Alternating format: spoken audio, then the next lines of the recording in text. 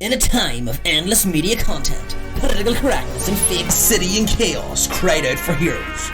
Two men were chosen, a mighty force forged in the heat of hilarity. The crack, the banter, the lack of negative waves. Their podcast would change the world. And instead they got two absolute idiots, one whose crippling narcissism will inevitably lead to someone choking him to death, the other his obsession with Stone Cold Steve Austin ended in multiple restraining orders and a broken neck, not his own. No, this isn't the number one podcast in the country, yet. It's Jack and Sean on You Ain't Heard Nothin Yet.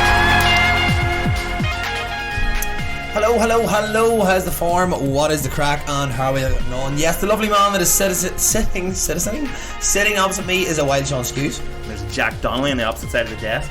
There is indeed, and you're listening to Jack and Sean on You Ain't Heard Nothin Yet. Ladies and gentlemen, boys and girls, what is the crack? This is the first proper episode. The first proper episode. We had a flash special, which in a way rendered the title redundant because they hadn't heard something yet at that stage. True. This isn't the conception, because this thing has been, the show's been going on and off, I suppose, from student days for a long time. But this is the first real. Continue. Yeah, it feels real. Do you know what I mean? How long it feels real, who knows? Well, yeah, so guys, we've got some brilliant things coming up for you on the show today. Myself and Sean are going to be chatting about director's cuts, yes. And if you're talking about director's cuts, no, we're not talking about paper cuts, we're not talking about vasectomies. What we are doing is we're talking about how people edit film, how it's used as a marketing tool. So I'm going to be picking Sean's film or fantastic film brain on that one. We're also going to chat today about we're going to be just chatting about little things we found online, little news stories that are just absolutely mad.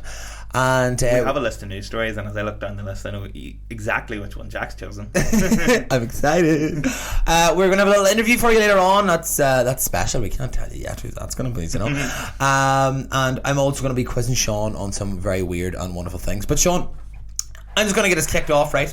Now, I seen this. What have you seen? What have you listened to? What have you read? What have you watched? Okay. Revenge streaming. Streaming. Okay. Revenge streaming. Streaming. Right. Now, like streaming as in like Netflix, Amazon Prime and such things, right? The UK as a nation, we are a nation of revenge streamers apparently, right? So this is the UK, this isn't Ireland, this is Northern Ireland, this is UK as a whole. Millions using previous partners' accounts and accounts of relatives and such things, or like we all know the legend that is the guy who pays for the Netflix. Mm-hmm. The one. Whose Netflix do you use? I use a family one. Which my dad pays for. Okay. Yeah, I use a family one. My dad pays for it. What do you use? I don't want to say in case they hear. I understand. So 5% of people who watch on-demand accounts are former lovers. So people who you've been maybe sleeping with for a while, for a few months, or somebody you've been seeing for maybe 2 years or whatever, and childhood sweetheart, whatever. And and apparently we continue on to use them. But I think it's hilarious, because can you imagine getting to a stage in a show, right? So you're in the penultimate episode or the final episode, it's the last half an hour, right? And the other person cops on to what you're doing and like moves the little dial down to the very end. You see somebody dies, like, no, spoil the whole thing. or the opposite. Let them watch Breaking Bad to the second last episode, and then change the password. Never see the end. Oh no, that would be cruel. That would be brutal, like. Brutal. But I would enjoy that one. Have you been revenge streamed, or have you done any revenge streaming yourself? Have I revenge streamed? Well, I've never been that long with a woman, so it's never got to that, the Netflix sharing stage. No, it's never got to the Netflix sharing stage. Do fear commitment. That is a serious commitment. Yeah, and don't get me wrong, there's been Netflix and chill, but there has not been the sharing of the Netflix password stage. Definitely not. No. Do you know what I mean? I think that's just below moving in together, you know. What's that? I think that's just below moving in together. When did you and your girlfriend? Oh, still haven't shared Netflix. Come on, Jack, be serious here. 4 years later. I think people have kids before they share Netflix. It's a sacred. It's a very, very sacred thing. Do you know what I mean? And but now Netflix obviously has those separate profiles. Yes, they have the separate profiles, and I suppose then you don't really have that situation. But then when they still pay for somebody else's enjoyment of so much great shows. But then again, as I say, maybe it's a long con, maybe it's a hustle, a trap. lure them in. You cheated on me, I'm going to get back at you. Your favourite show. Or maybe, you know the way a lot of people will look up their ex on Facebook or Twitter and try and see what they're at. Or Instagram, like stalking and such. Yeah, typically out of some sense of, well, I'm not happy, so let's make sure they're not happy as well. Maybe they could track, you what they watch. Well, I mean, you break up. Say you break up with a boyfriend, and obviously you go on his Netflix, and it's all like, Fast and Furious or whatever. But then suddenly, there's a wee rom-com, and maybe P.S. I love you. What? Maybe he's blocked me on Facebook, but I can still see. I see the notebook there, so I know he's seeing someone. The bastard! And then you change the password. Yeah, just like, I will get you. Cockblock via Netflix. Cockblock via Netflix? Good shout, Skis. You're going to Netflix and chill, I'm going to turn that off. Just like you couldn't turn it on all those nights. But nevertheless. Is that a personal issue? Sean. I'll tell you what else is another thing that I've came across, Sean. Banning phones at gigs, right? They do. Myself and you, we like going to gigs. Do like going to gigs? Yes. Most of my money goes to going to gigs. I was going to say, we're broke for those reasons. We've seen a lot of good people over this year. 2019's been a very good year for gigs, okay?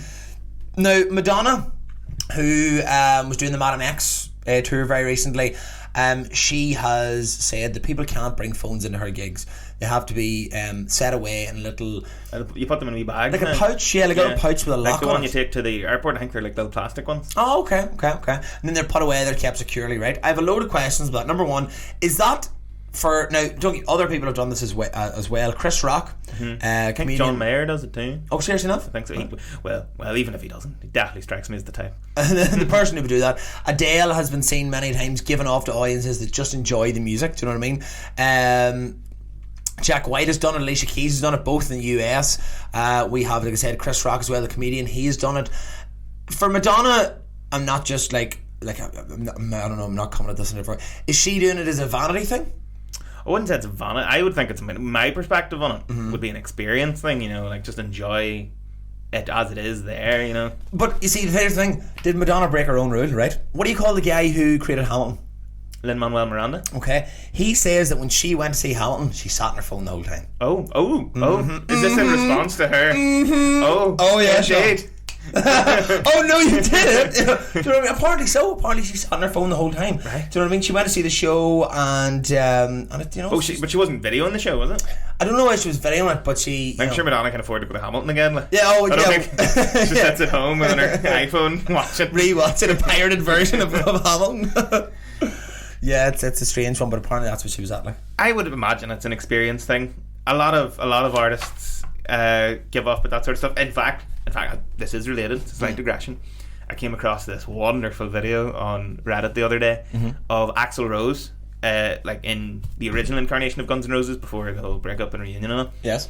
And he is singing away and then sees some guy videoing in like the third row, right? And it's one of them stages where it has the aisle down the middle.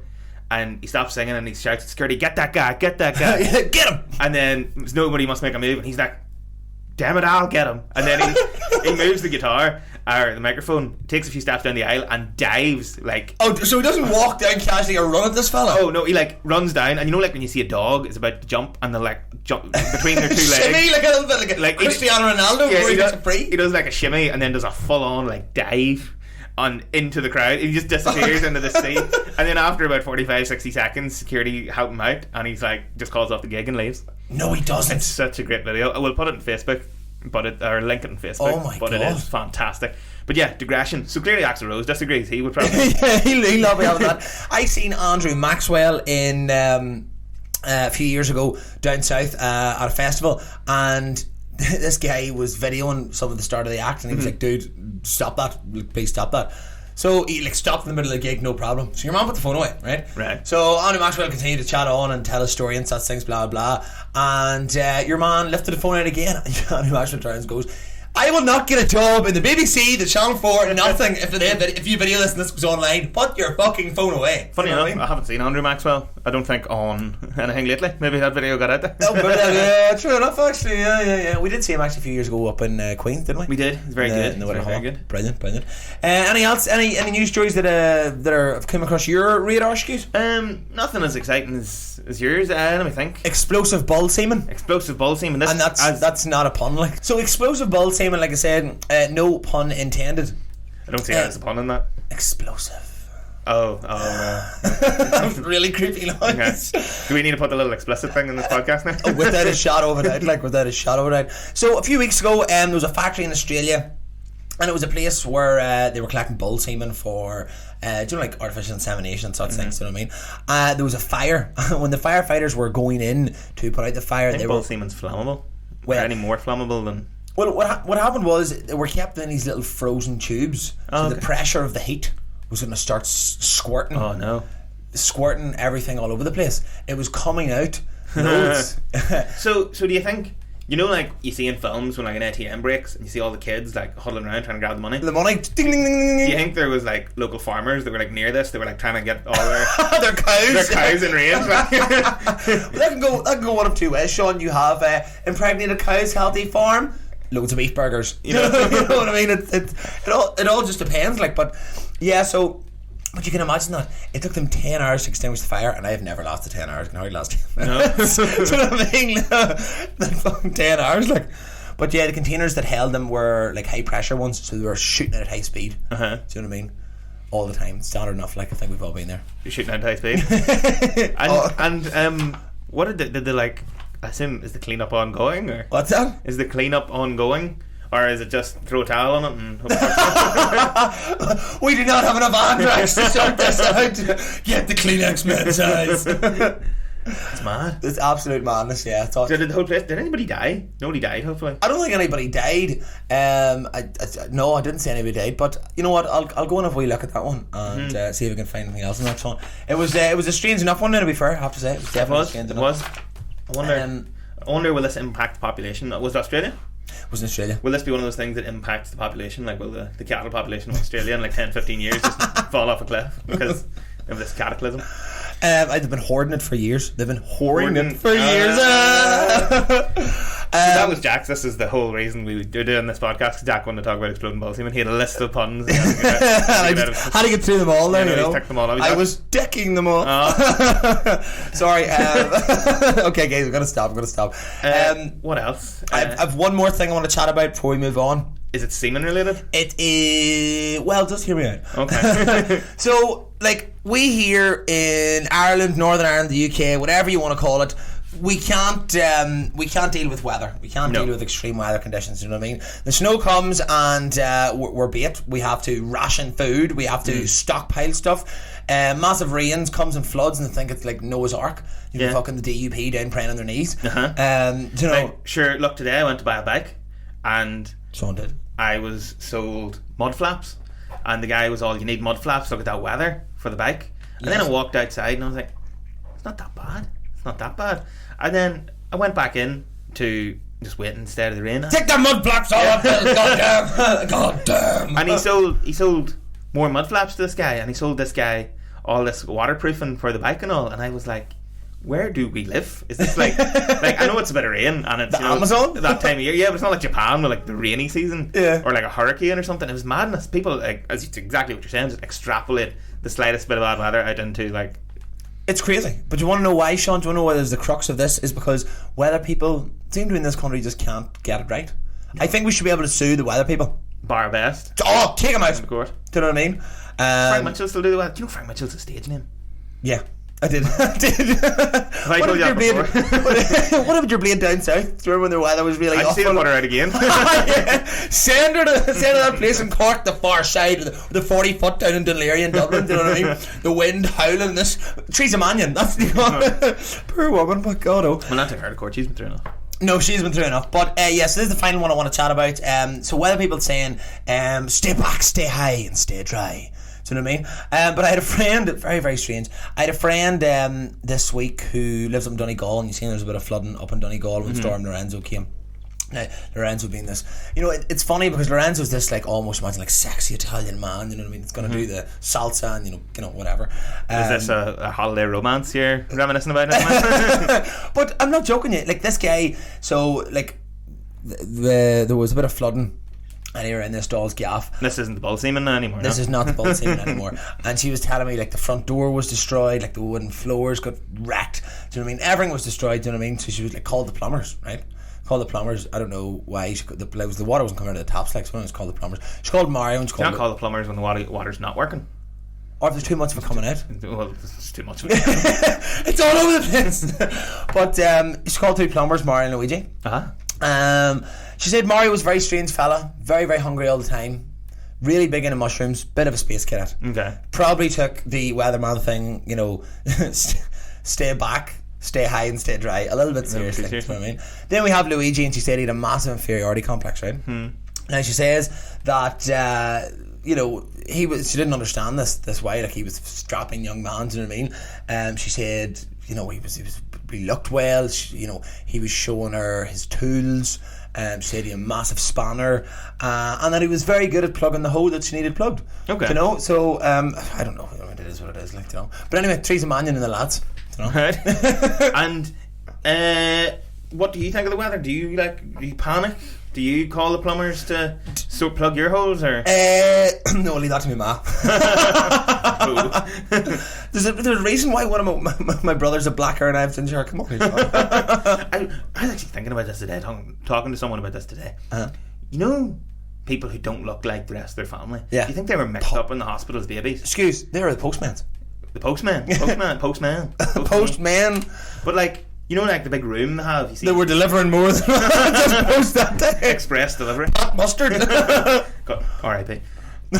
True. But I mean, you know, like see, in like typically American. There's loads of them in the one room, and all babies look the same. Yeah, you know. Yeah. So like, you could easily mix them up, and like nobody would ever know. Not a clue. It'd be mad. I know. You're not even that ginger though, so maybe it's just a bit of a. Just a wee bit of a mix-up. Yeah. Well, anyway, look, guys, that is our that's for this week. These are the stories that have stories. Can I point out we had a strict list of what we were allowed to talk about, and we were going to talk about new albums coming out. Leonard Cohen's got some new music posthumously being released. We were going to talk about some new comics that are coming out. The prices are madly inflated, but that was all cut for time in favour of bull semen. So. You know, you get what you pay for, in that this is a free podcast. So we'll have to save that for next week. Right, then. Guys, coming up next in a little minute, we're going to be chatting a little bit about some of the director's cuts.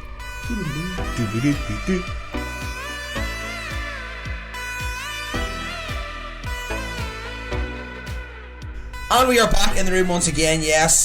So we're going to be chatting next about film. We're going to be chatting about director's cuts. Now, director's cuts, some would argue, does it take the artistry out of it?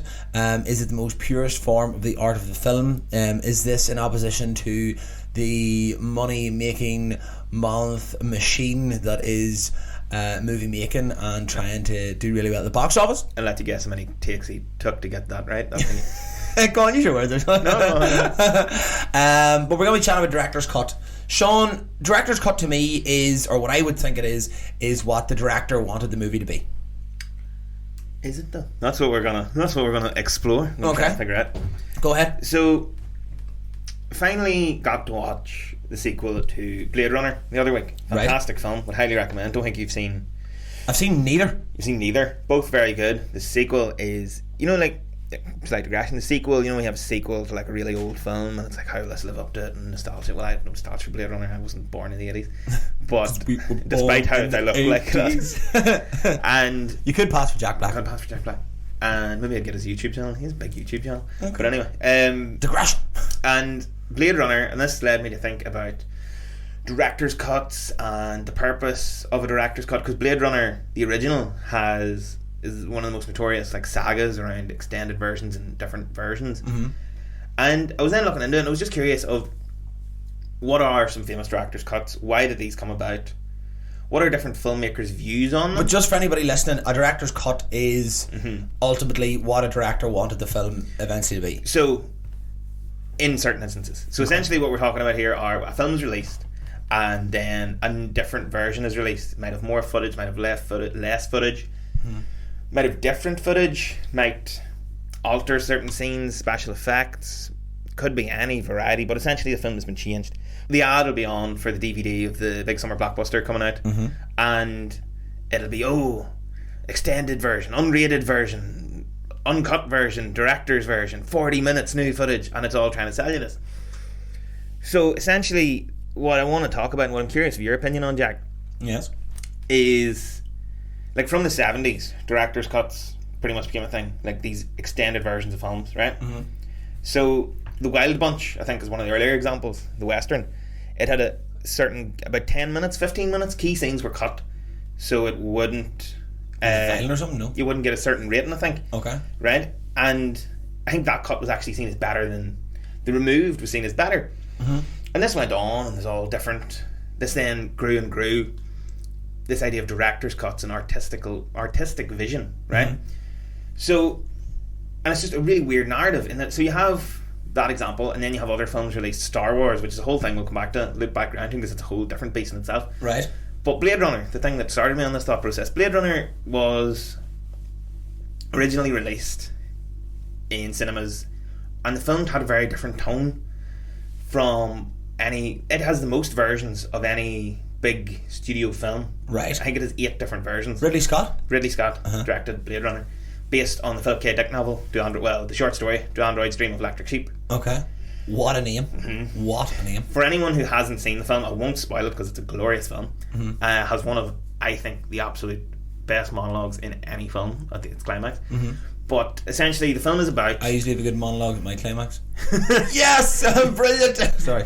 It's also a solo effort like any other monologue. And You bastard. essentially, the film is about. It's actually set in 2019, but they have hover cars and we don't, so that's already a mark against us. Mm-hmm. And it's in this world where there are these robots essentially that are pretty much near human called replicants. Mm-hmm. And some replicants go rogue, basically Skynet sort of thing, become sentient, not want to kill humans but just want to be left alone, and not because essentially the robots are used as slaves for like manual labour. Mm-hmm. And Harrison Ford plays Rick Deckard, a Blade Runner, someone who's employed to hunt down these robots. Mm-hmm. So without spoiling it, because Jack hasn't seen it, No. but the film has it implies certain questions and ideas. If you watch different cuts, these ideas and themes become massively different. Right, so what you're saying is then it could take us down a different avenue or a different why he or she done that, or like the actors or why she done it. Can it give you different readings of the ultimate ending of the movie? Yeah, in my so Blade Runner, the original version, has a really ham-fisted voiceover narrating, like when a character's think narrating the story. Oh yeah, okay. And by Harrison Ford sounds like he doesn't want to do it. It's very much like, then we did this and this happened and I was sad. It's very monologue, very monotone as well, maybe. Essentially what came out was apparently the studio didn't like the film has as it was the final cut released in 2007 has a very melancholy sort of bittersweet ending, but it's a beautiful film, and this voiceover essentially just tries to write that out. Right. So like it's like sad thing happens and then Harrison Ford's voiceover is like, but they all lived happily ever after, and that's it. And they also take out key scenes and key things that imply certain questions about humanity and the nature of what it is to be human, and maybe the nature of your own main characters that you think you can understand as people, but maybe it's all a bit different. So, and this is all just from a few key scenes being removed, so it fundamentally changes the vision of the film. Okay, so it's almost right. So when somebody writes a book, for example, right, and they write an ending, do you know what I mean? And many.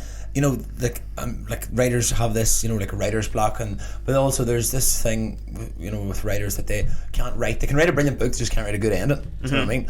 So, does it give the director more scope, or is it for?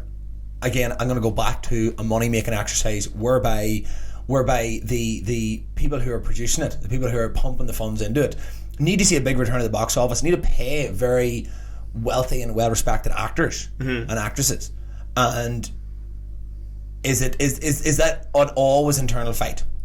So then that brings it to like how the idea of a director's cut, I'm doing air quotes, I know this is an audio format, but director's cut as to how that narrative develops over time, in that, and again, Ridley Scott, Alien, great film, very good.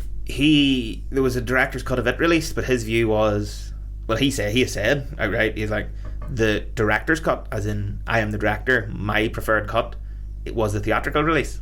So the one that came out first. But then I think they added stuff in, or like unused scenes into the director's cut for like home release. Right. And he's like, that's well and good, but that is not my vision for that film. Oh, okay. He said he knows that the studio essentially said to him it was a marketing ploy, because by that stage the whole idea of director's cuts and extended versions had become this almost industry of its own. So you put, especially for like film buffs and like big fans of franchises, any more, it's like more content is always good. Yeah, more is good. Greed is good. Sure. Look at Avengers. Solely to try and become the top box office film, they re-released that film about a month after it came out, Endgame, earlier this year, and it had one added scene that was an unfinished CG scene where the Hulk rescues some kids from a building. Right. So the CG wasn't done. It wasn't even integrated into the film. Right. If you watch the film as normal, then during the credits they played this scene that was replaced by another scene. So it's not even like it helped the film flow. It wasn't added into the film. It was just at the end, because this whole idea of content, more. Oh, okay. And it did it. It got another big enough weekend at the box office that pushed it over the line to beat Avatar as the highest box office film. Is the director's cut thing?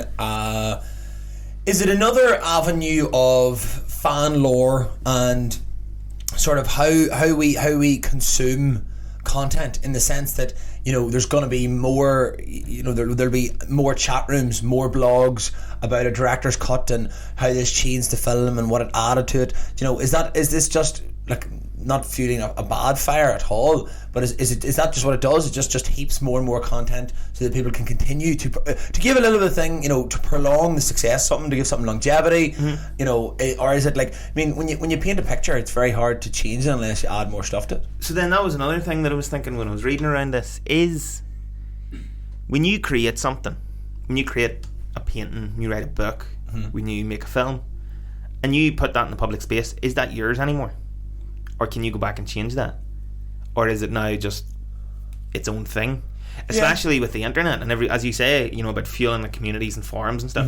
Like if you go online, there's forums for anything. Oh, with anything. Even some crappy film that about 14 people saw. Yeah. They will find each other online and talk about that film. So like, is that there? I'm not saying it's theirs, but is it no one's now? Is it just out there in the world? Does it belong to the stratosphere of the world that we live in? Like, don't get me wrong, I think that, I mean, it's created whether it's it's taken from a book or whether it's written, it's created and it belongs to that person, but it can be interpreted in any way it wants. Do you know what I mean? It's the same way as like you see spoof things about doing like a Titanic 2 or something like that there. Do you know what I mean?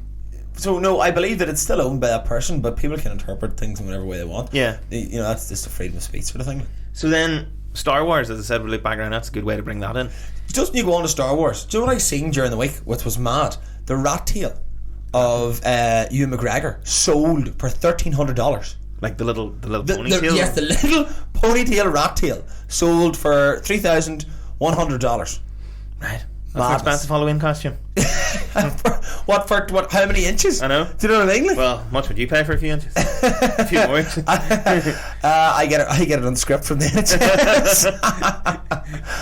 Sorry, private health insurance. But yeah, so Star Wars notoriously, we were chatting about this earlier, has a huge amount of changes, and it's not anything. Well, it's not anything major. It depends on who you ask. Like, if you go to certain corners of the internet, hand shot first will start a war. What do you call it? The face that launched 1,000 ships. That's the quote that launched 1,000 threads and all these forums that we talk about. Yes. But so essentially, Star Wars. George Lucas put out Star Wars. The original, I think, came out in '77 or late '70s anyway. And as you know, he released the prequels in the early 2000s. Prior to releasing the prequels, and even throughout the 90s, he has not recut them. I think there's been very little done in terms of editing or removing certain scenes. But as CG has come about, and obviously George Lucas, I think, owns Industrial Light and Magic, which is one of the biggest special effects companies in Hollywood. Right. And they've went in at his command, I assume, and have added just random things. So like, go and add alien slugs there. Yeah. So like, don't know why I put on that very strange voice for talking. That's his real voice. But so like, in the original Luke Skywalker and Obi-Wan head into that little, sand town, and they've added like a pile of little CG like alien dogs and stuff running about, and unnecessary stuff. Yes. Just to like try and make the world more active, and it's unnecessary. Can there be an overkill at times? Oh yeah, I think I think his is definitely overkill. But then that's his... Or is that obsession? Is it obsession? You know, when you create something and it's obviously you love it and it's brilliant, and obviously the world over thinks it's brilliant too. Is it like you want to just keep doing? Do you want to keep giving people more and more and more, or like what's the? But then you also talk about like when music's released posthumously. There's probably a reason that person never released that music. Yeah. There's probably a reason when you made that film you didn't try and put those in. But just because you can doesn't mean you should. Okay. Sort of, I think, would be the way to look at it. You mentioned books as well. J.K. Rowling, I think there's a really interesting discussion we had there around authorial intent and a similar idea of director's cuts. She wrote those books. I think the last one came out in like 2005, 4. Right, not a Harry Potter film. And controversial. And she's been all over Twitter since, God knows, since she got a Twitter, just adding wee things here and there, just pointless stuff like. Just so and so was related to so and so, or so and so did this, or you know, I think there was one about wizards before that had toilets shit on the floor, and you're like, well, what does this add? Yeah, you just leave it. It's there. They're good. Is this adding to the world that is, for example, in this case, Harry Potter, the world that is Star Wars? And to take away, not to take away from the director's cut at all, but can there be multiple director's cuts? Well, yeah, that was the big issue with Blade Runner. There were many different cuts of that film. I think there was a cut released in '95, and then the final cut, which was the final cut to date, and as it's called, the final cut was released in 2007. Very multiple cuts, and they all create different purposes. You know, similarly, when you create those different cuts and when you add those things like J.K. Rowling or George Lucas do you change certain aspects of the existing story in a positive or a negative way that you should have left well enough alone? Yeah. You know what I mean? Okay. And I suppose, as we'll start to wrap this up, like, so many films you wouldn't even think of. Like, I think Bad Santa, which I only came across while reading this, has 2 or 3 different cuts. Strange enough, isn't it? And I think there's a cut, I don't know which one it is, because they all have names like extended and unrated, and but I think one of them, from what I read online, I haven't seen it, but one of them people seem to suggest is a bit darker and more grim. That's what I was thinking with the Bad Santa when you were saying there. I would say whatever was cut out of that was probably a lot of dark humour or some like really depressing shit about his life, pretty much. Or maybe stuff that makes him a bit more, because the whole Han Solo thing is this old idea that he shot first, but and then George Lucas changed it with CG to make it that he didn't shoot first because he's a hero and heroes wouldn't do that. Yes. Even though he's more of an anti-hero. Similarly, I'd imagine some of the Bad Santa stuff maybe made Billy Bob Thornton's character just a wee bit too awful. You know, maybe people were like, the audience won't side with this guy. But I suppose I'll end with this. The attitude that a lot of people, there seems to be 2 schools of thought now generally in Hollywood. There's the director's cut, both from a marketing perspective and an artistic perspective. Either the director wants to make their film the way they wanted to make that film, so they will try and go back later on a DVD release or a future theatrical release and make it that way. But similarly, studios will take advantage of that, specifically the hype around big films. Oh, the director's cut, see the way it was meant to be seen, and they'll just churn more money out of that. But then you have people like James Cameron and Peter Jackson who don't believe in director's cuts in the traditional sense, in that I think it was Peter Jackson was saying a director's cut is whatever version's released in cinema in his eyes, or in terms of his films, but he's a big director, so he probably has more sway than others. Yeah, he can do what he wants, like. And he said with Lord of the Rings that the way they were in cinema was my director's cut, because that is the perfect way I saw to represent that film in the best context, i.e. a theatrical experience. But then obviously Lord of the Rings notoriously has multiple hours of content. I think the biggest extended versions of the Lord of the Rings trilogy are 3 hours plus each. So you're talking about, and the third one's already 3 hours, isn't it? Yeah, so they're huge films. But he says those aren't the ideal vision of the film in his eyes. Those are just, it's fan service nearly for the fans of that material see all that material. Yeah. So then that takes away from, it's almost a give back. Yeah, so at that stage it's not the ideal artistic vision of the film, but rather this idea of, coming back to the content argument we talked about earlier, it's just, here's all of this, you know. It's like, here's just everything we made, you know, enjoy, have as much as possible. So I think those are the 2 school of thoughts in the minute. There's definitely, I think, an abuse of the term in marketing senses. Look at like how many films have been released last year. Apocalypse Now was re-released. Apocalypse Now, massive one. And then there's a whole other discussion there about, I think Apocalypse Now, the final cut is 3.5 hours plus long. It's massive, like, or maybe 4. I guess it's nearly too big. Yeah. Caligula, I think, is another one that has it is a lot. I think it's 10 different versions. Right. And I think the longest of it is over 4 hours long. And how many piss breaks do you have to take between that? I'd say, like, do you know what I mean? So at a point, reuse the cup. So at a point, what is, it's weighing up artistic intent versus like a material success almost. Yeah, and then this whole idea is discussed about marketing and stuff, but then extended versions. So it's an interesting topic, and I think we've only scratched the surface. Maybe we'll come back to it when another one, when the inevitable director's cut. Maybe we'll have a director's cut of this conversation. But yeah, that was my little rant. Thought it was an interesting topic I was reading up on recently. Okay, director's cuts. Well, look, guys, coming up next, me and Sean, I'm going to be putting a few questions to Sean on a few weird and wonderful things that I came across that I just can't make head nor tail of, and Sean's going to try and direct me in the right direction. That is coming up next on Jack and Sean. We ain't heard nothing yet.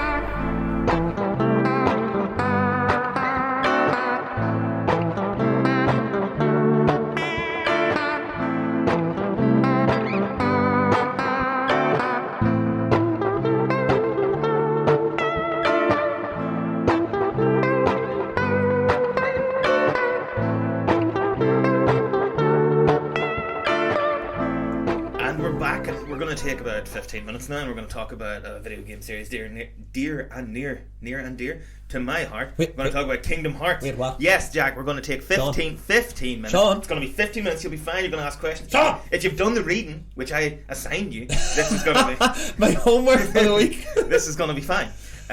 We're going to just riff about Kingdom Hearts for 15 minutes. It's a video game series started in 2002. Okay. We're going to talk about the insanity that is the concept of this series, the plot, maybe whatever Jack has read or hasn't read, and his questions. The brief outline of what this thing's about. This is a video game series started in 2002, made by the guys who make Final Fantasy. You are a plucky teenager with a big key that's a sword that's also a sword. It sounds like the start of a fucking Jimmy Savile autobiography, for God's sake. And you fight off the evil shadows, the Heartless, with your big key. And yeah, it's a beautiful game series. There are about, God knows, 19, 20. There's a lot of video games. There's a lot of games, and there's a collaboration between Square Enix, is it called?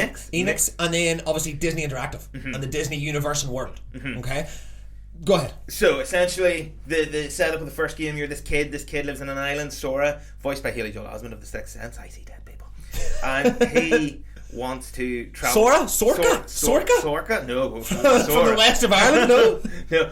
Maybe they're on Ackle Island at the start of time. Who knows? And essentially, they want to travel. They want to adventure. And then his whole island is destroyed one night by big heartless shadow demons. And he gets this key. This key comes to him, this magical key, and he has to use it to save the world. And save the children, save the world. I love that show. Brilliant. And then he teams up with Donald Duck, who's a wizard, and you're a wizard, Donald. and Goofy, who's a knight, and they travel around the world based on different Disney films and just save the day. Mickey's a king. He's Mickey Mouse. Not Mickey from up the road. No. Just the corner of the bar. No. Sings Raglan Road. Well, he's a king in a different way. But Mickey Mouse is a king. He's one of the lost kings of Ireland. Fled to the earth. But he is a king. He's a crown. He has a castle. He is the dirty rascal. Sorry. And he has another magic key. And essentially, you save the world. There's a villain in the first one called Ansem, who's not really Ansem. We might get into this if we have another. Is he handsome? He is. He's white. He's very handsome, but he also has a handsome voice because he's voiced by Billy Zane. Right, Billy Zane of? Billy Zane. The bad guy in Titanic. Oh my God! Yeah. Right, okay. So, Billy Zane. I love the Titanic. Given the fact that if we can squeeze as much in this 15 minutes as possible, or I fully intend to force Jack to loop back to this at some stage. We'll see. Given the fact that there are a lot of characters with the same name, we're going to talk about him as Billy. So Billy is the villain, Ansem. He is a heartless of another man. A heartless is when a heart falls to the powers of darkness. Still has a heart. The name's very confusing. That's what my ex-girlfriend called me. Heartless? Yeah. I think she called you the other bad guys' names then from now on. They're called nobodies. And nobodies are essentially bodies. The nobodies are bodies where someone has a strong will and their heart falls darkness but their body carries on. They're two sides of the same people. This game is madness. And you go around, you travel in the first game, you travel around different Disney worlds, Hercules, Alice in Wonderland, Halloween Town, Nightmare Before Christmas, Monstro, like the wheel, he eats you at one stage and you adventure through his stomach. Right. And it's all that Disney stuff, but you travel around with Donald Duck and Goofy and the lads. and there's a lot of Final Fantasy involved. Chip and Dale, the chipmunks, are your mechanics for your spaceship to let you fly. Oh, you have a spaceship too. And I can't even do the chip. I'd love to be able to do the chipmunk voice. Can't do it. And yeah, you fly around. Maleficent's in it too. She's a bad guy. This is only the first game of about 18. So, long story short, you're going around like what's the purpose? Is it to save somebody, to like save your own self, to get your own? In the first game, some stole. Was it avenge and death parents? What's the crack? Well, actually, no one knows if his parents are dead. At the start of the first game, he's sitting in bed. When the big darkness, Heartless come to destroy again, this is like a massive metaphor. And you hear his mother be like, "Sora, dinner's ready," but then he runs out, and he never actually like references his parents again after that. And it's in universe. It has been about 4 years since that first game, so I don't know if his dinner's cold now or what. Maybe this is just a massive long thing. He's actually in a coma and he's reacting to things that are going on. Oh no, because he does go into a coma at one stage. That happens too. A coma within a coma. A play within a play. A witch puts him in a coma in order to repair his memories. Come on, Jack. This is self-explanatory. And that witch is also a nobody. So essentially, his friend Riku falls to darkness, and his other friend Kairi is kidnapped. So he sets out to rescue them. Kairi's kidnapped because she is one of 7 individuals who have pure light in their heart, and they need them to summon a gate to darkness. That doesn't really seem like it would add up to me, but it does. It is what it is. And Ansem/Billy is going to use these powers to... It's not quite clear actually what he's going to do. It's evil things. I think he's going to... Just usual evil shit take over the world. I think he's going to... Every world will fall to darkness. He monologues a lot. Okay. I like a good monologue. In fact, you can't write. So in the original PS2 game, you couldn't skip the cutscenes, right? And the second last boss, he gives a speech that is about 90 seconds long, right? That's not a long time. Why are you talking so low, Sean? Because I took 3 months to beat this boss. Every night.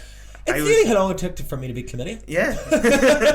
And you can't skip this cutscene. So every night I had to listen and be like, every heart shall fall to darkness. Over and over. And you could not skip this. This is I have flashbacks to this day. Waking up in the middle of the night. Cold sweats. The most recent game came out this year, and I replayed all of them before they came out. And I literally I had a twitch when I got to that bit. You know, it was very therapeutic to just beat the shit out of him, because I was like, you might have beat 8-year-old me, but not 25-year-old me. For I am the boss now. But yeah, so Jack, how's your readings? What did you explore? This is literally only the first game. Yeah, so yeah, this goes across massively multiple platforms. There is. Am I right in saying? Hold on now. Is there? There's a shit ton of games. Let's probably get. Is there 134 games available across multiple platforms? I think that counts re-releases and remakes. I hope to God it does, because if that's the case, I have a lot more than that. I have a lot more of my girlfriend neglect. So the crack is this. I want to ask you about how this came about, right? So we're doing a little reading around this. Drugs. The original, like most good things. So the original conversation. Now you're going to have to definitely correct me on the names here. Shinji Hashimoto and Hiranbayu Sakuragi. Okay. The first one, Shinji Hashimoto. I don't know what what happened? Did you sneeze? I mean, I don't know, but anyway, these two fellas, they're chatting about Mario Kart, and they want to create another game that is, massive, right? And then they're thinking to themselves, well, how is something going to combat as big as Disney? Now, at this time, Disney and these guys were working in the same building. Square and Disney. Yeah. Now, from my reading, correct me if I'm wrong, it was a chance meeting in a lift, right? So it was pitched to the Disney guy, it was brought to Disney higher ups, pitched to one of the executives, and from then on, that's where they went. I think I was also reading as well how the name came about, and I thought this was very, very interesting. One of them had a bit of a fascination with Disney theme parks, and especially one, Animal Kingdom, related to the Lion King. And it was closed when I went. It was very disappointing. It was closed. You went, you were in Paris recently, that's right, and it was closed. Sorry guys. So yeah, they wanted to call it Kingdom, but they couldn't get the intellectual property for calling it Kingdom. So the team started to bat around ideas of the concept of heart, and as the core part of the story, combine the two, and it's called now Kingdom Hearts. Hearts in this context are souls. I feel like I should have explained that earlier. When I talk about hearts and stuff, I don't mean like the organ. Otherwise, this game would not be for kids. Okay. We are talking about like souls, magic souls. Ooh, Disney. And question, Sean, why not just call it this is just maybe you don't know this. I just thought it was very precise. Why don't you call it Kingdom of Hearts? 90% of the questions you could ask about this series are, why is that called that? Why does this do this? So if you were to release, 12-year-old me, holy shit! So I don't know why we wouldn't call. Well, in the game there is a thing called Kingdom Hearts, which is the heart of all worlds, as in worlds have hearts. Like Halloween Town has a heart, as do people, and they merge and they form Kingdom Hearts, which is the heart of reality or something. It's very. Is it like a big thing in the center of a square? It's a big glowing heart in the sky. Right. Not not like the sun. Yeah, but it's not like, but it's like shaped like a heart. Okay. Right. And yeah, so a lot of things in this series aren't really named sensibly. For example, the one that sticks out to me, right, so you've released your remakes. They remade these games. Kingdom Hearts 1, they remade it and they called it 1.5. 2, they remade called 2.5. Then they were like, we're going to remake some of the spin-offs and we're going to put in a little prologue to Kingdom Hearts 3, right? And they put it out, and the full title of that release was called Kingdom Hearts 2 in Roman numerals, 0.8, the number, final chapter, prologue. I mean, why? Why not? It's just complete nonsense. Like they have a phone game that's called Kingdom Hearts Union Cross Key, but not the word key, the sound key, CHI, which apparently is a sound. It's like Latin or something. But again, not that. That's transcribed into an X. Why not just call it X? There's a lot of questions. Interesting. Question is this: the multiple platforms. So it came out on PS2 originally, and they've brought it out for PlayStation, Xbox now. They've done DS, they've done Game Boy, mobile phone. Is this a marketing tool, Sean, or like what's the crack with all these different platforms? Like, for example, I know we're not going to stray too much from and get really, really in depth into it because obviously the time scales that we have are in front of us. But yeah. So like, why not just bring the second game out in PlayStation 2? Well, they did. Well, no. They did it first though. Well, they brought out a game called Kingdom Hearts 2, which was actually the third game. They were like fifth game in the timeline. It's all very confusing. Right. But the third game released. But this is like Star Wars. You know the way like the films are all jumbled up, like multiplied by 100. It's like 4, but it's the first one. Yeah. Right. But no, the second one released was called Kingdom Hearts: Chain of Memories. And it was released in the Game Boy Advance. There's other games on the PSP, not the PSP. God, the PSP. The mobile phones, as you say, everything and anything. And the story goes that when they made the first one for the Game Boy Advance, that the guy that makes them, Tetsuya Nomura, was like, I want to make a game that all the kids can play, and all the kids have Game Boys, I want to make a game, if you own a PS2 you can still play Kingdom Hearts and get involved. Oh, okay. So he said that, but like he also released it. But then if you were going to do that, would you not like stick to one or two systems rather than yeah, like loads of different ones. Yeah, I want all the kids to be involved. I also want all the kids to have to spend about $3,000 on different video games. Mommy's getting her credit card out to buy for one Kingdom Hearts game. But no, there is, that it's a marketing thing as much as he says that. It's definitely a marketing thing. And they've put all those games now on the PS3 and 4 anyway, so it's not like this will only work on the Game Boy Advance. Oh, okay, yeah. Another question.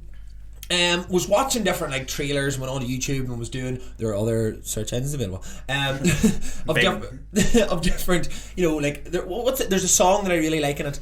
That you played for me a while ago, Sean. But primarily the music is composed by, and again I'm going to chance these names and I do apologise, primarily composed by Yoko Shimomura and Kuru Wada, who works the arranger of music and includes orchestral renditions of, like I had the two. It's the Tokyo and the Japanese, like pretty much symphony. Symphony orchestras, both in their own right, respectively. And then of course you had the theme songs are primarily performed by Japanese pop artist Hikaru Utada. Why is that just a cultural thing that they use like pure classical music, or like what's that, or what's the story there? I think it ties into anime and stuff like that. It's like similar sort of vibes and music, but I think it feeds into the story in terms of like nostalgia, because a lot of the music, and that one you like, very much centers around like memories and fears and apprehension, stuff like that. But no, I think the orchestra stuff, it just like the music in all the games outside the main themes are fantastic, and it's just this grand epic like saga story, even if a lot of it is clearly not planned, right? And it's just a lot of really good music. I think it does tie into maybe a cultural thing, like it is definitely a lot of similarities with like anime using big bombastic songs like that. I actually saw the orchestra perform like 2 weeks ago in Paris. And are these the guys who actually do this?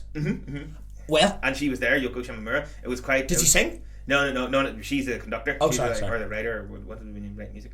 Composer. Yeah. So Hikaru Utada wasn't there, but the orchestra was all performing. It was fantastic. The only thing was Yoko Shimomura kept coming out and saying things, and she was speaking in Japanese, and it was in Paris, so her translator was in French. So what happened was she'd come out and be like, sorry, I can just imagine the chain of this. Go ahead. So it was like Japanese, and then clearly some people in the crowd knew Japanese, and we're like, and then it would be like, the translator would be like, oh, here it is in French, and we'd be like, yeah, and I'd be like, I don't know what you said either. But I don't think she said anything. They probably announced a new game, and I didn't even know. I was going to weeks down the line, so I'm like, oh my god, why did I pre-order? But yeah, so yeah, the music's very good, and that one that you like is actually it's Utada and Skrillex, because Skrillex is actually also a big fan.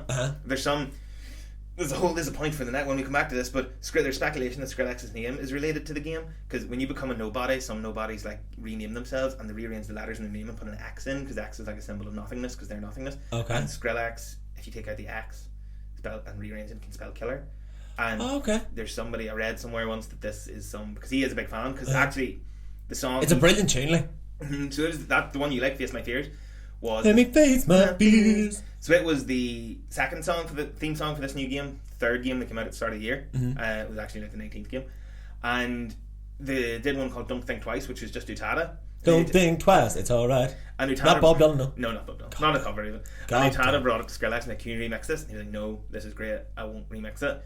But me and you'll do a new song, and that's how I Face My Fears came. Because they knew he was a big fan, so like, they don't get involved. Fair play. Well, look, Sean, that is really all the time that I'm going to give, or I will definitely I'll turn your mic off, Sean. I swear to God, I'll do it. Goddamn, I'll do it. I'll be working the desk next week, and then we'll see. So yes, guys, that was our wee chat about Kingdom Hearts. We will definitely come back to that because there's loads in that to chat about. And we'll be right back after these. After these messages.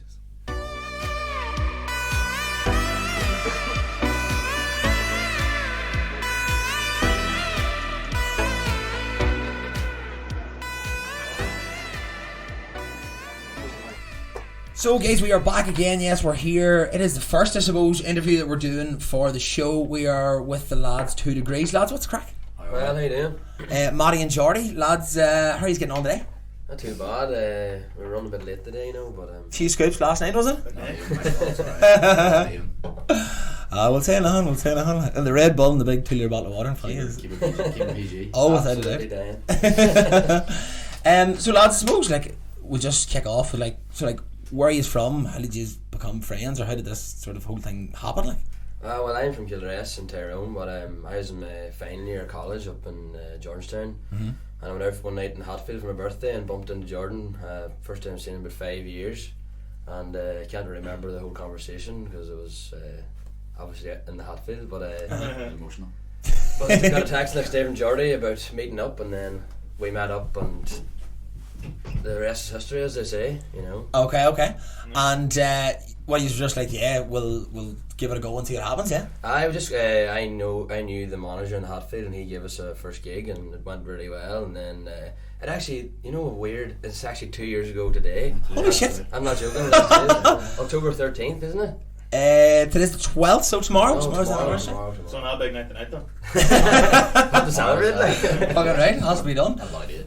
And Johnny, are you a Tyrone man as well? No, sadly, I'm a Derry man. Or, sorry, not sadly, Jesus. We can't all be perfect, Johnny. You're sitting with 3 Tyrone men here, like. I'm from Tyrone. A lot of slack at home for people thinking I'm from Tyrone for that song, like, but no, I'm a proud Derry man. Fair play. So, do you sing as well, Jordy, or what was the... At the start, I would only play guitar. I was too scared to sing. I thought, like, this is, like, I couldn't even speak the first time I was behind him. I didn't speak once. And then he kept going, come on, sing like you can sing, and I was like, great. And then now I would harmonise him a lot. Yes. Probably maybe too much. Like, I love it. Like, we only started off basically just, it wasn't even about money or nothing. It was just about playing music once a week, maybe the weekend or something. You had 1 gig. We thought it'd be unbelievable. Imagine we get 2 gigs a week. Then it went to 3 gigs a week. Then went to 4. And then it became a full-time job. We're like, this is insane. Like, this is maybe the dream. Like, start of the dream, and it's sort of just on from there. Were you from like musical families? Like everybody's the whole, what are your influences to like artists? Like, but are you from musical families? Does any of your parents, brothers and sisters, relatives play, or what's the? My family is very, very not musical. Not like, I can't think of one person in my family is musical. My daddy, he actually, I know he can sing because I hear him really, but he would never play instruments or nothing. And then he just bought me a guitar when I was younger, and I just picked it up, and I don't know, just away you went. couldn't stop. Like, so I used to play 4 hours a day. Like, just teach myself. Never went to a lesson in my life, and Used to be play snooker, didn't you? I was an orange snooker player too. As you do, like, you know, former fame, I was actually jack of all trades sort of thing. so Sure? decent. So then, were either of you involved in like other projects before this, or was this like the first proper one you had to go at? I used to do gigs by myself, you know, up until from like 17 to about 22, but rare, like maybe about 10 times a year just for the crack, like. But there was actually a break from 18 to 21. I sang in this bar, and halfway through the gig, the manager came up to me and said, "You're not what we're looking for, basically." And Holy shit. I never sang for like an hour or 2 years, something like And that. then we played in that bar recently, about 6 months ago, and he came over to us, and again he told us to stop, not because we were bad. The crowd was that mad. And the place is lifting, like. And I was like, this has gone full We circle. can't handle this. Like, I'll pay us whatever you want right now. Just please stop. Like, Yeah, it was that's unbelievable. Like, it was class. Like, I suppose played half an hour. Like, Well, not name names, but where was this bar? Cookstown. Coastdown, But the yeah. owners are very nice, man. That must have been a real like good thing for you, Matty, though, that, you know, I said it's come full circle. That initially been like sort of get off to Yeah. like, we're putting you off because you are like almost too good. You the place is like a roof. I know. You know. I just remember going into final year after my year placement thinking I would love to have something outside of work, you know, because 9 to 5 or whatever. But Oh. then I was perfect timing.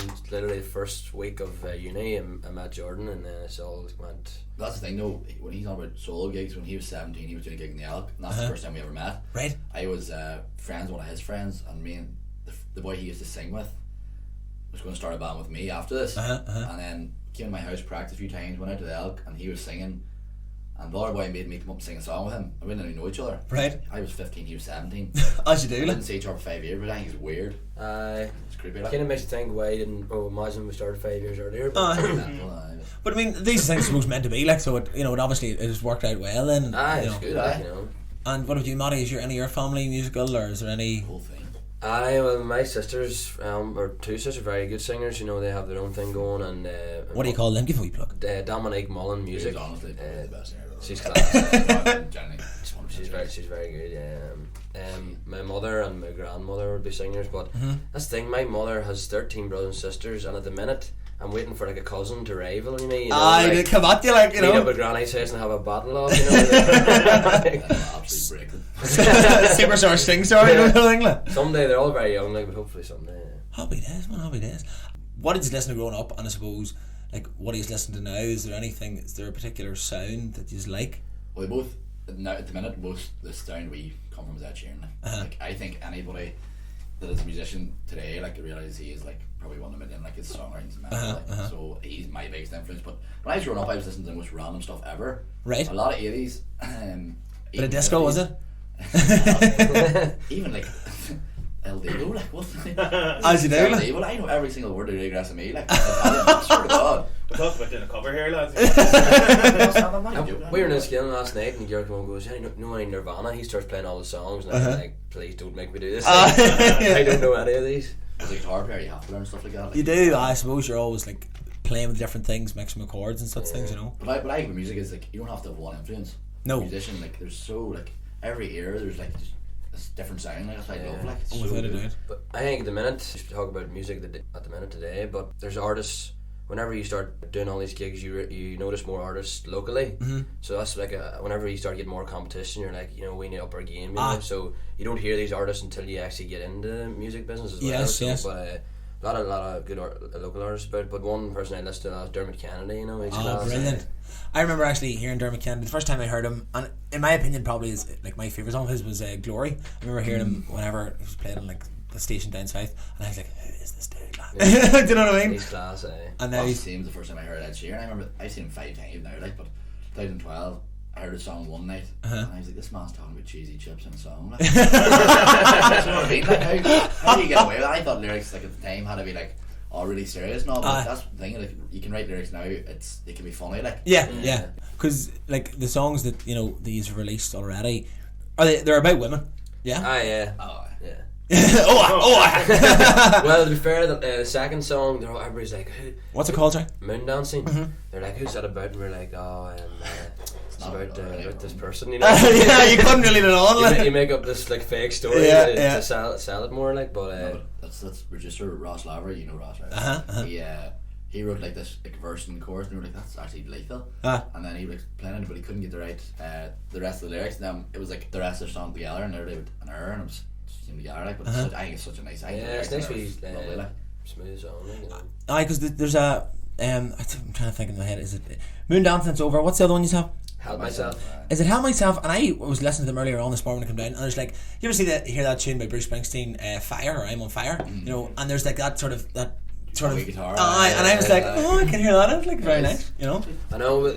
That's every time I listen to songs after the release, I'm like, I wish I did more, you know. But like, I think, you know, even just putting songs out, that's what just our plan was for 2019. Like, so we were kind of like a panicking thing. You want to release your own songs, but now we're like, going to write a song and it doesn't have to come out right away. I want to make it as best as possible. I don't care if it takes 2 years. It's going to be unbelievable. By next year we have an album out, that would be class. Like, even, you know, see how it goes. Because you find a lot of artists actually like hold back music. You know what I mean? They have to work on it, or they're not in the right headspace, whatever, and they come back to it, and you know, then they release it, and it's, you know, it's a good shout. You know what I mean? It's a Gary Lightbody said like that album he was released recently. The Snow Patrol one of the songs on it. I can't remember which one it was. Took him 8 years to write. Like. Right. 8 years, like. There's a big fan, Big Sean in the corner. He's I think I've seen Snow Patrol 5 times. Quality, no, I'm not be within 8 years. No, definitely not. Tell us this, you say about your own songs and stuff. How has the reception been when you played those gigs? Above or below? Very good. That for our first gig in the Hatfield, we came back at Freshers, it was sold out. Like, there was 800 people there, and we're like, right, what do we start off with? You know, Outnumbered or something that everybody knows in the charts. Like, thought, right, we'll start off with our own song, and it was probably one of the took balls to be fair, lads. I know, we're just like, you know, we'll just go for it, you know. And those first years coming through, like, does anyone even know who we are? But we did the chorus, and everybody's going, it's over now. And now you're like, oh my god, it's class. I was going to say, 'cause that must be mad. Obviously, you do all these well-known songs people know, but then like take something that you took from start to finish. And have, like, how many people did you say were there? 800. And all of them singing along. That must be absolutely. That's class. Like, you know, it's weird as well. Like, you're just like nothing goes through your head. Nothing goes through my head at all. But then it's about Jordan's ex-girlfriend, so he gets pretty emotional. He doesn't want to talk about it. Less said about the matter. Let's talk about it. Let's get into this therapy session, guys. Like, when you're on stage, right, like me and Sean are not musical whatsoever at all. Like, we talk about talented people, and that's pretty much what we do. Like what's the feeling? Is it a goosebumps feeling? Is it a feeling of like euphoria when you're looking down, people are going mental, you're giving it stacks, the sweat's beating off you, you know, like what is it like? There's times when there's just certain moments, because now we're doing it so regularly. Obviously at the start you're always getting these goosebumps, because we're doing it so regularly now. There's moments in the gig, you know, we look at each other and think, oh my god, this is like whenever we sang in the 3 Arena in Dublin, it was like 6,000 or 7,000 people there. And we give you in-ear monitors to listen to you, obviously, but we had to pull them out. I couldn't hear a thing. And they were going crazy. We looked at her like, I was like, oh my god. I remember like all these like young girls waving at you, and you wave back, and they like literally break down. You waved at me. I had laughed at Cal's laughing, like, why are you going mad? I thought it was wrong. That is mental. Well, hey, tell me this, lads. Before we maybe chat about like the 3 Arena and some things, do you want to maybe play a wee tune? Yeah. So, you're going to play maybe It's Over? Yeah. And like where did this song come from? Sorry again, just remind us, or what was the... Jordan? Well, I was going through a breakup at the time, and right. I wasn't. Like, it was just like it felt like something to write about. Matty goes, we went into the studio, and Matty goes, right, what to write about? And he looked at me and goes, right, you just broke up, write a song. And I was like, staring at me. I came out with this like we were. I started going like just kept playing that, and then I was like, I just goes in my head, shout it's over, because we just broke up, it's over. And he started shouting it, just we wrote it together, and it was, I'd say 15 minutes. Well, you think about it, like all the greatest musicians ever, like Bob Dylan wrote Blood in the Tracks about a breakup, do you know what I mean? Like, and it's one of the greatest albums ever written. Do you know what I mean? So you know, it's heartbreak is a good motive. It's a happy breakup song. She's lovely, you're. Oh, one of the nice. I'm waking up to see if you're still there. I'm thinking of a reason why you care. I figured it out. You were always here. I'm in no doubt that your heart is always near. But I think you know where this is going. mind's made up, my heart is broken, yeah, but it's over now, yeah, it's over now. Can't seem to see you in the crowd tonight.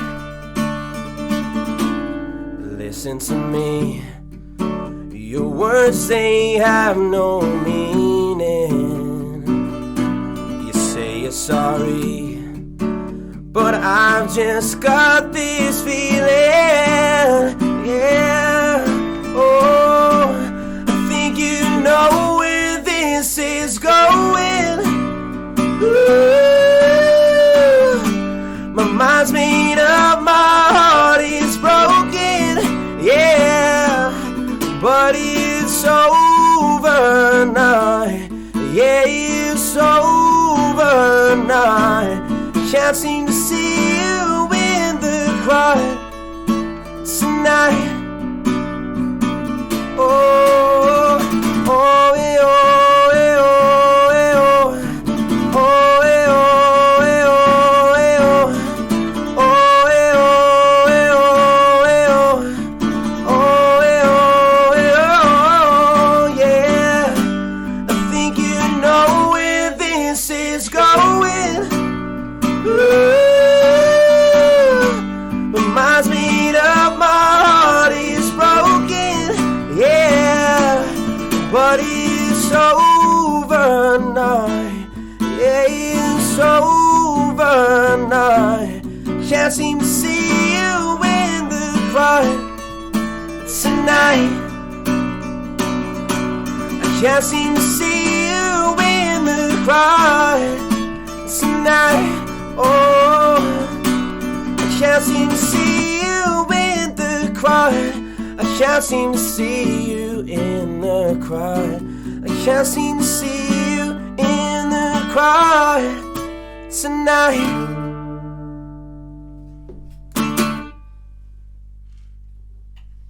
That was brilliant. Fantastic. Thank you. It's actually a bit choked up. I was trying to say it, I'm like, oh my god. Every time I play it, no, it's Getting a little bit teary, I am over here. So lads, tell us this, right? You played it in fucking 3 Arena. What the I honestly, it's absolutely mental, that story, hey, because I swear it's fucking it's crazy, like it was the couple of weeks before I quit my job, you know, or as you know, and I got a phone call. I was like, "Oh, do you want to play in the Millennium Forum?" And this is like early March, and I was like, "I don't know, you know." tell me. And I was like, "I don't know. I think that's our leaving party, you know, that night or something like that." And then I finally just like, right, you know, I'll do it. And it was the day that I left my job. We went up to the Millennium Forum and sang. Obviously, it was unbelievable, and the whole place went mad. Like, but the week after, they rang us and they're like, "Here, do you want to do the final in the 3 Arena?" Because it was for some fashion show, like, but do you want to do the final in the 3 Arena? And I said to Jordan, "Here, do you want to play in the 3 Arena here?" What do you think, lad? Will we give it a go? I couldn't get my head around it, but then like when we walked into the rehearsals or the arena for the first time, like it's insane how big it is. Like it's mind blowing. It's massive. Like. We literally sat in one of the top seats and just stared down out for half an hour. And this, the night before we were That's terrible. It just sums us up. Like We took a couple of lads with us at the main though too. Yeah, we took a couple of lads. I blame the 2 Highlands around here, lad. I'm not mentioning any names. 2 drum They took them down to Dublin with us, and we got into the hotel. They paid for staying in a really nice hotel, literally like unbelievable. We're like this. Rockstar lifestyle, lads. Where's the merch? And then we went into the bar in the hotel that they threw the bags in, came down, and the owners and the organisers of the whole event were there. Good people, lovely people. And we were like, what's the crack, how he's keeping? And then blah blah blah, they were like, what are you doing tonight? We were like, oh, I just want to chill out, go for dinner, maybe have a few pints or something. Like, I stay relaxed, like tomorrow's a big day, rehearsals at 9:30 in the morning. We were like, no problem. Long story short, Not asking you didn't make the rehearsals. went to one bar in Dublin. Went to the next bar in Dublin. Ended up in Covers to 6 in the morning. As you do, like. Me and him getting cruised around the sweet taxi man. The rickshaw guy. We're playing the 3 Arena. He's like, yeah, sure. These boys are so drunk. We couldn't remember where the hotel was at, so we got home at like 6:30. I woke up a goose on top of my head. And I woke up like the Matty like going, yeah, no problem, I'm just having breakfast here. And he was like, and then he woke up and he realised that he was on the phone to the organisers, like, oh my god, it's 10 o'clock, we're half an hour late. Oh my god, So it was we one of the ran worst up, feelings got ever. up, sprinted, I mean, like, because we were standing right beside the theatre and I think, fuck. We ran around the short person and ran in the corner, smelling a drink and seeing last night's clothes. Oh man. And they walked in and they stared at us and they just didn't even, or one of the organisers didn't even Just speak get to us. in there now. She gets in there now. They were like, I went in and the rehearsal was like 10 minutes, like, but Actually, no, we went really. We probably went too quick through the rehearsals because fast forward to the gig, we couldn't hear anything in any of our monitors, and that's because we went so fast through the rehearsals. Like, But where we were sitting up in the arena, and it was massive, and this man who we'd met before came up and he was like, well, that's what's crack, he's keeping. We were like, not too bad. We're fucking hanging, like, it was Sunday night last night, we came late and all, they'll probably be raising on. I was like, did you die? He was laughing away and he was like, I told him about the last night, it was mental, told him every event, like, In minute detail. and he walked away and we went to the party before. There was a drink reception up to the very top before with all the acts and all the invited guests and all. Louis Walsh and all was at it, and The big wigs of Irish society, Jordy. they were like she was like the promoters were like, have you met the owner yet? We were like, no. They're like, come on, we have to meet Troy now. Owner was a man, we were sitting talking. Oh no way! Laughing away. No, but he loved it, he thought it was hilarious. because he thought that we knew him and we were just being so chill. But like, if we knew someone, like, yeah, hello, you doing and all. Swear to God. Oh, it was a scary moment, you know. Oh, And what was the feeling? Like, so how many people would you say? no, 6,000. 6,000. Like what? But they were all wearing these blue headbands or like flashing bands, and we were like, that's how you realise how many people there, you know, because you could see like how many there was. But the only thing, maybe it was different for me, I spent the whole time of that gig staring at Louis Walsh. I was like singing a song and looking at him and looking at him through the eyes. he was looking back and we were just like, what the I actually forgot he was there. I was sitting walking around like waving to people and all, like, and just because he was like nodding and all, and I was like, this is my moment. I watched the X Factor my whole And life. then after the gig, we were like, I wonder if we get a chance to speak to him, this man. So we stood backstage after, we're like, we got to meet him for like even 5 minutes. Like, just and to check everybody like they were like walking through, like nobody's touching him. Oh, you're standing there like, oh fuck, with Mr. Chance, oh well, we'll go home. And then he walked over to us. Oh what? And he was Yeah. like, lads, fantastic. You were very, very good. And he asked us, how did you get here? Like, who's your manager? And we were like, oh, we don't have a manager. And he's like, how the hell are you been to 3 years? Like, I don't know. And then he was like, we were like, oh, like, and then he was basically just saying congratulations. It was very, very good and all. He's like, oh, you've got something and all. Like, this man's mad. I just got a flashback to him and Sharon Osbourne, like, you know. Throwing the water at it. It's so surreal. But like it did at the time. See, we were talking to him at the time. It's so chilled out. Like, I wasn't. We weren't nervous or nothing. Like, No. like a normal man. But see, when he walked away, you're like, fuck. It's like, oh my god, like, it's mental. It's madness. Like. That's absolute madness. It was. I assume when Louis Walsh asked how did you get here, lads, the answer wasn't a rickshaw at half sex. Well, keep it chilled. Was that it? But it was probably the best experience of our life. Not to be able to beat it until we get back. But I'm going to be honest, and this is probably the key point in the whole thing. See, the night before was one of the best nights I've ever had in my life. No regrets. Hands down, honestly. Dublin's a good spot for going. And then after the gig, they goes, there's a drinks reception after at the Shelburne Hotel, too, and we're like, they were like, you need to go. So I cannot afford the Shelburne Hotel. Aye, like it's swaggy spot, So we lad. went in, we took the same boys with us. and they were all like, we'll call it for 5 minutes. Maybe ask for one drink, we'll all put together one drink. There's like ridiculous prices in there. Like, we were looking at the drinks menu, you know. I walked in and the owner like was there. He was like, "What's the crack, lads? What's happening?" Like, he goes, "By the way, for the next couple of hours, it's free bar." Your eyes just wide. We got like 8 French martinis. And, four no, espresso martinis, 2 double vodkas, and it was 4 gin. I'd say honestly, our bill in there was €500. Like, yeah. 4 of us, and then we went straight to Coppers. It was 2 of the best days ever. Like, Fair play, lads. Fair play. it was so funny. Like. It was something I thought about when you were talking about that feeling of playing your own music at the gigs. You know, people talk about performing live and this like electric feeling when you're up there. I suppose it's good that you've had that big moment and it's not like, as you say, we did that now. And not that you would quit or anything, but in the sense that you're nearly not coasting off that, but instead it's completely the opposite. It's like, we need to get back to that. Oh, I definitely. You know? I know that's the thing, and if people say, "Oh, you've done this, why would you carry on?" It's the same thing. If I won the lottery, I still think I would play music. You know what I mean? Yeah. Like, even if I had 20 million, I just like you still want that buzz, like, Yeah. like you crave it, like it's. Well, obviously, I'm an adrenaline. money is not our motivator because we get paid in the night and go spend it in pints. Like, you know, Standard, like. it doesn't matter if it's whatever 500 or 10,000. Like, you're still I'm going to just spend it. Like, though. are you? I broke it 3 times. You're trying, and God loves a trying. Yeah. You know? So, as you say, you were in America, right? How, like, you know, how did that happen? Like? Well, me and Jordan didn't really know each other. Like at this time before last summer, we weren't really full at it. Like, you know. And then I said, right, lad, let's go to America. We've nothing to lose. Like, and took our friend Cian Lawhern, who's an MMA fighter. He wanted a wee month off. I was going to say, those boys need a wee month off here and there. Like, pretty intense shit. Well, like. whenever he's drunk, he tries to fight everybody. When you're asking these questions, I'm like really like thinking about it. We take it so much for granted. Like, do you know what I mean? I know, Like, playing yeah. America 3 times, playing in Spain. Like, 3 Yeah. like, what the fuck's going on? Fair play, that's fair We play. haven't, well, we got over there and we booked a place in the ghetto and we're told not to stay there, we're told to leave, and then As you do. well, it could have been a lot worse. Landed the only person that actually texted us back in New York was Seamus Keane from Keane's Bar. Right. Not sponsored. That's not one. Shout out to Seamus, like. He put us up and we did a gig that night and he liked us, and then we played there flat out, made a load of contacts, went back some parties next year, just back obviously this summer, and made even more contacts and stuff, you know, but just having somebody out there is unreal. Probably Like, back in March as well. Like, so it's the best country in the world. Like.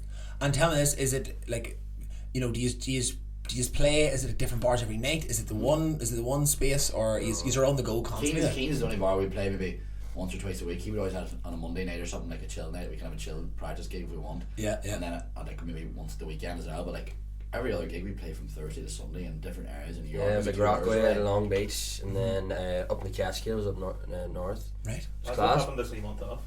Eh? What happened this wee month off? It's pretty flat out. Like. Yeah. I know, but we actually are busier in New York than at home, like, which is lethal, like. But Is it an Irish thing out in the States? It like, is to say that completely, there's a yeah. massive, like, you know, you go anywhere in Americans are always like, I want 10th Irish, you know what I mean, or whatever. Oh my that's God, the that most is annoying thing that in the was- world. I swear they come up to you and go like, they'll be like, oh, where are you from in Ireland? Before you even say, oh, Tyrone, they're out, oh, my father's from Galway, my mother's from Kerry, you know. My uncle's Aye. brother's sister's wife's dog. So I'm 5.5%. I'm like I get these percentages. third by the way. generation. Is I that don't right, know Tay? I met a girl in America. She's like, I'm 24.5% Irish and like Fuck 20% that. 24. What the fuck? You put it in a calculator and divide it. Rounded up to the decimal point. No, they love the Irish out there. It's crazy, like. Right. It's just well, then it doesn't really matter where you're from, but the Irish especially, like. Fair play, lads. And tell me this, go on ahead, Sean, sorry. I was just going to say, would you say the vibe from the gigs is different over there? Like you talk about the mad gigs over here in the place Haven and your man can't really stop. Is it more chilled out? Is it more...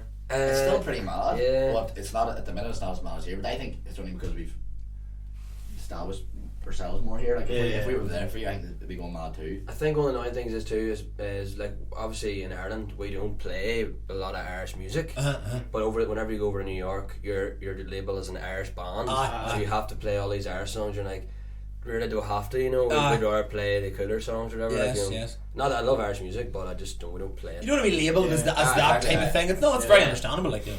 And all of our gigs in Ireland, we rarely play any Irish. Like Irish, You and your own do, like, you know. our You have own, to, our own band. That's what it is.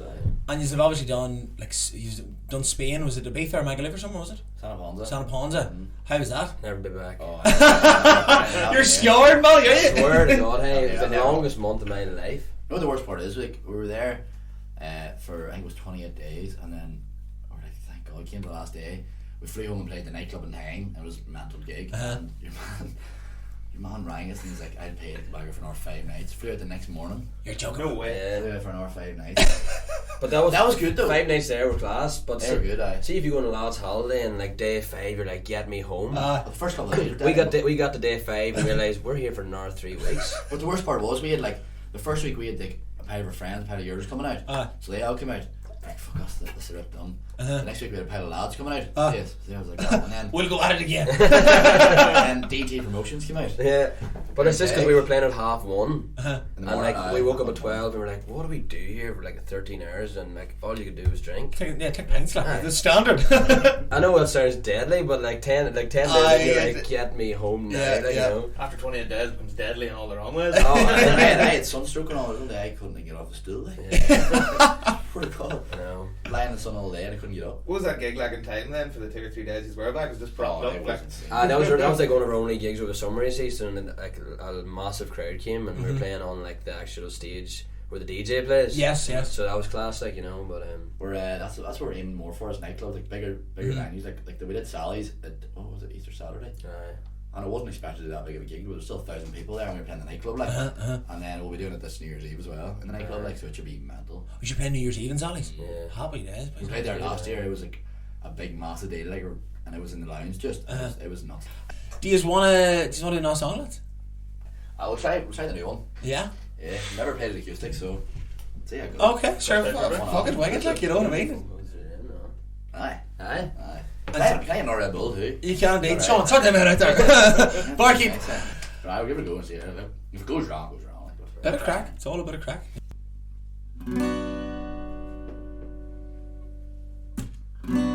I see you walking on by.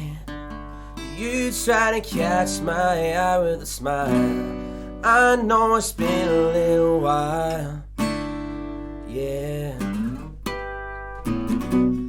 Who's that holding on your hand? I've never seen you with another man. Is this real or was it planned? Feel it burning up inside of me. It's been so long, let's take it home. I'm so in love and I just can't help myself.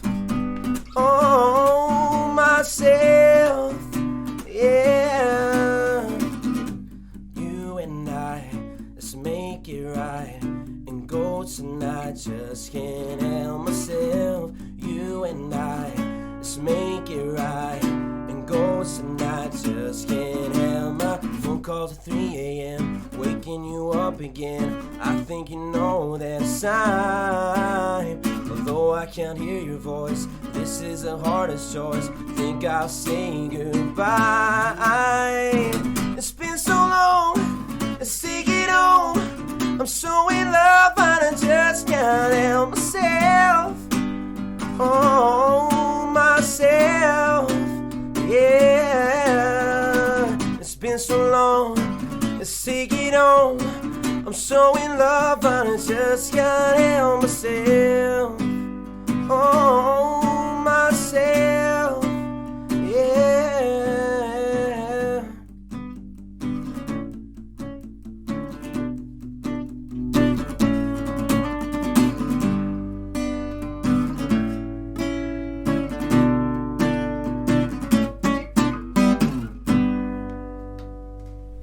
Fantastic, lads. We're gonna wrap up soon. Where are you playing now? What are you doing? What, like, tell us all the places you play, like, you know, plug them. Like, where can people find you, see you, if they want you to jump on top of them? Where can that happen? Well, student wise, every Tuesday and Thursday, Tuesday we're in the Hatfield, and then Thursday's the Tipsy Bird. I've started a new night, and we're there every Thursday, and it's kicking off big time as well. It's class. Definitely get to that. Weekends, follow us on Instagram. What is on Instagram?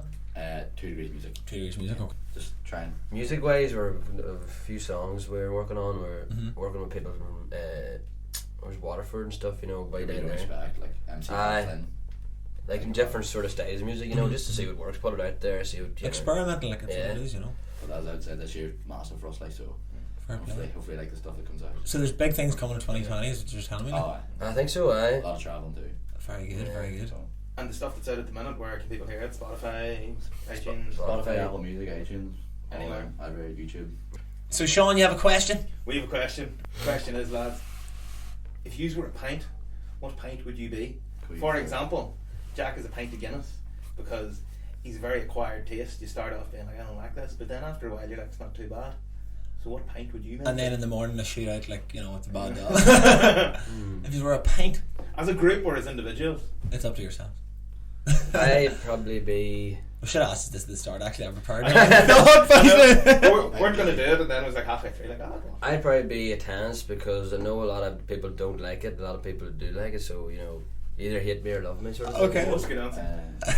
Oh fuck! I definitely be a Heavily head. Definitely. Below the fucking head, you go mad the next morning. You're broken your ear up. Brilliant. Good answer. Well, look, lads, thank you very, very much for coming in. Thank you. Anytime, good crack. And like you said, you can get yous in the Hatfield on Tuesday and Thursday, Tuesday on Tipsy Bird and Thursday. and Tipsy Bird on the Thursday. Lads, thank you very much. Thank you. And you just heard the fabulous 2 Degrees. Yes, you can hear them on all the usuals, lads, that the lads just mentioned. Spotify, Apple Music, and gigs up and down the country, running now until Christmas. I think they're booked out actually to February 2020. Right. That's every weekend, bar maybe a weekend in there for like a wee break or whatever. Oh, yeah, we party. We party, like, has to be done. So, folks, I think that is a wrap for the first podcast. It has been enjoyable, and there will be many more to come. That's making sure that Sean hasn't just strangled me in the meantime. I learned today that Sean can't cope with explosive news. The director's cuts aren't always what they seem, and can lead to many, many toilet breaks. We've also learned Sean is obsessed with cartoon characters that play with their keys. That's the strong word. Sean, what have you learned today? I think we had a great show. I think it's set the tone sufficiently for the weeks, months, years ahead. Bull semen, keys, a relatively small amount of sensible discussion. But yeah, check back next time, folks. Should be soon enough, where we'll be discussing the rise, fall, and rise again of Marvel Comics. We'll be talking about a group called Clipping and their new album, There Existed an Addiction to Blood, which is a horror sort of hip-hop album. We'll also be discussing the new Joker film and how that ties in with the history of the character, different adaptations, stuff like that. And really just everything and anything we deem even slightly interesting that we see between now and then. General shit, dog.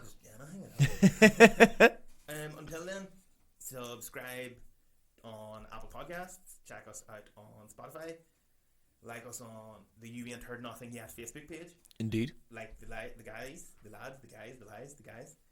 2 Degrees, like their Facebook page, see all about their gigs and their new music, and just really let us know what you think of the show, what you like, what you didn't like, and anything really you'd like us to discuss. Yeah, you can add us both on Facebook also as well. Yeah, we're all open to that. Yeah, I'm open to most things. Within reason. Jack Donnelly, and the lovely man across there is Sean M. Hughes. You can also get me on Instagram, JackieD123. The lovely man sitting opposite me on the other end of the room, giving me almost a very strange look in the corner of his eye, is a wild Sean Skews.